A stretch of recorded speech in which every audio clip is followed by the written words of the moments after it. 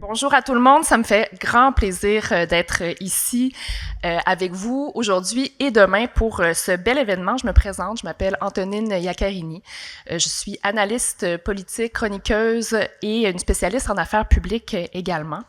Je suis passionnée par toutes sortes d'enjeux de société, le développement des régions, le développement économique et les sujets qui vont être abordés cette semaine m'intéressent tout particulièrement. Alors, c'est vraiment un honneur pour moi de vous accompagner pendant cet événement pour lequel je vais être votre animatrice. Donc, on va lancer le tout sans attendre. J'invite d'abord le maire de Thetford Mines et préfet de la MRC des Appalaches, M. Marc-Alexandre Brousseau, à venir vous adresser quelques mots. M. Brousseau.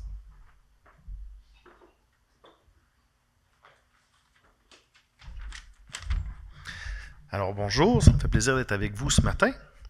Bienvenue à Thetford, bienvenue dans une ancienne ville minière. Je me plais à le dire de cette façon-là, en fait, parce que, vous savez, la ville a été créée après même qu'on ait commencé à exploiter l'amiante. Et bien, comme je suis maire depuis 12 ans et que les mines ont fermé il y a 13 ans, la dernière mine, bien, je suis le premier maire à avoir été élu sans qu'il y ait de mine en opération ici. Donc, Thetford, en fait, c'est un modèle de résilience. Thetford a su se reconstruire. On a connu des années difficiles. Là. Je pense que c'est connu de tous. Quelques décennies, vraiment, qui ont été compliquées, où est-ce qu'il y a même eu un exode de population. Mais on a su vraiment se réinventer. Et ça s'est fait rapidement. En fait, on est devenu un modèle pour plusieurs communautés qui viennent nous visiter pour voir de quelle façon on s'y est pris. Parce qu'en à peine 20 ans, on a su reconstruire notre économie et participer à cet essor économique de la région de Chaudière-Appalaches qui fait en sorte que le taux de chômage le plus bas au Canada depuis des décennies, c'est ici. Puis quand on dit le plus bas, on parle qu'il a descendu environ 1,5, 1,6 % il n'y a pas longtemps. Là, présentement, il est autour de 3 et on trouve ça élevé. Donc, quand on vous dit qu'il y a un essor économique ici et la région de Thetford y participe pleinement. Alors, si tout ça a pu se faire, c'est entre autres grâce à une mobilisation exceptionnelle des acteurs économiques du milieu. On a des entreprises qui ont su se réinventer, donc même des entreprises qui étaient existantes à l'époque des mines, qui étaient des fournisseurs des mines, ont su se réinventer progressivement pour faire en sorte de changer complètement leur créneau d'affaires en bout de ligne. On a des nouvelles entreprises qui se sont créées dans plein de domaines. On a des centres de recherche vraiment spécialisés qui sont dans notre secteur. On a, comme Ville-Centre aussi, on a plusieurs employeurs institutionnels, ce qui fait en sorte que l'emploi qu'on a à offrir ici est vraiment de qualité dans tous les domaines. Donc, quand on parle d'amiante, en fait, pour nous, c'est pratiquement juste dans l'actualité qu'on parle d'amiante parce qu'on est rendu complètement ailleurs. Ce qui reste, par exemple, de notre passé, puis là, c'est entre autres pour ça qu'on est ici aujourd'hui, c'est ces fameuses cicatrices de l'industrie minière. Donc, ce que ça fait en sorte, par exemple, c'est que dans beaucoup de villes, je suis très impliqué dans l'Union des municipalités, puis je parle avec plein de monde, puis il y a beaucoup de villes maintenant qui ont cet enjeu de développement-là par manque de disponibilité des terrains. Il y a même des villes qui commencent à dire ouvertement qu'il n'y aura plus de développement industriel dans leur ville parce qu'ils n'ont plus la capacité, ils n'ont plus les terrains disponibles. C'est sûr que construire au Québec, c'est probablement vrai ailleurs aussi, ça peut être difficile maintenant d'avoir de l'expansion en raison que on ne veut pas développer sur les terrains agricoles et c'est parfaitement normal. Il y a les terrains humides, les milieux humides qu'on veut préserver. Donc, tout ça fait en sorte que ça devient difficile de construire. Nous, la complexité qui s'ajoute, c'est que nos terrains en périmètre urbain qui peuvent être encore disponibles, c'est des anciennes mines d'amiante. Et sans vouloir partir trop longtemps là-dessus, parce qu'on m'a accordé seulement que quelques minutes, c'est très compliqué avec le gouvernement de traiter sur des projets où est-ce qu'il y a de l'amiante. Et chez nous, il y en a partout. Donc, je m'arrête là parce que je pourrais partir beaucoup trop longtemps.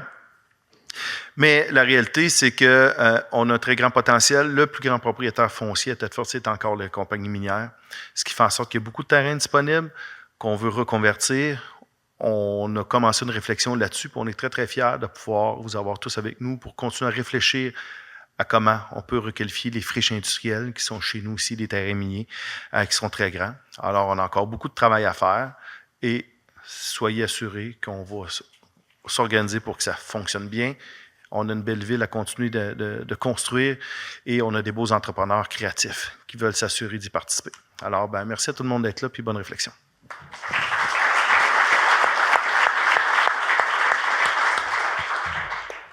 Merci, Monsieur Brousseau.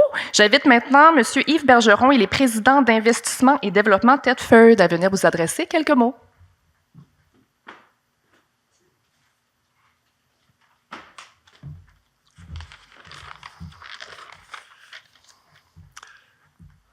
Bonjour à tous et à toutes. Juste pour faire un petit suivi avec notre maire, il parlait. C'est drôle à dire, depuis qu'on n'a plus de mine, qu'on a bonne mine. Fait que, fallait que ça se passe. C'est un privilège pour moi de prendre la parole aujourd'hui à l'occasion de cette première édition des congrès internationaux sur la requalification des friches industrielles ici à Thetford Mines. Je tiens d'abord à remercier chaleureusement M. le maire pour les bons mots inspirants qu'il nous a dit pour l'avenir de notre ville. Je veux saluer aussi la présence de tous nos partenaires, élus, experts et entreprises engagées dans la transformation de nos territoires. À Thetford, nous avons longtemps porté des traces d'une histoire industrielle marquée par l'exploitation minière. Ces traces, on les connaît toutes. Elles sont physiques, économiques, sociales, mais elles sont aussi et surtout porteuses de potentiel. C'est dans cet esprit que s'inscrit notre mission à ID Thetford. Accompagner et catalyser le développement des projets, et notamment ceux qui transforment ces espaces délaissés en milieux de vie, d'innovation et de fierté collective. Ce congrès, nous l'avons imaginé comme une plateforme de solutions, d'échanges, de découvertes.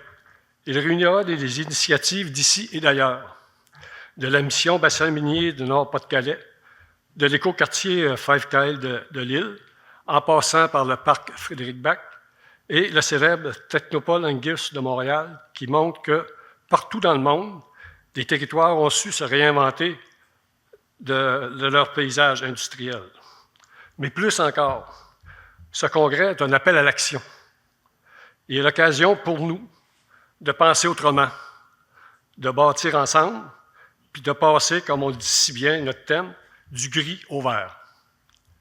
Je vous invite donc à profiter pleinement des panels, à poser des questions, à créer des liens, à repartir avec des nouvelles idées, des outils concrets et, j'espère, une dose d'inspiration.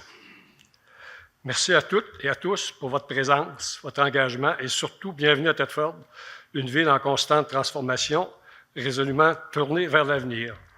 Puis, je voudrais aussi terminer, j'aimerais remercier personnellement, en tant que président, tous ceux et celles qui ont mis la main à la pâte afin que ce congrès soit une réussite.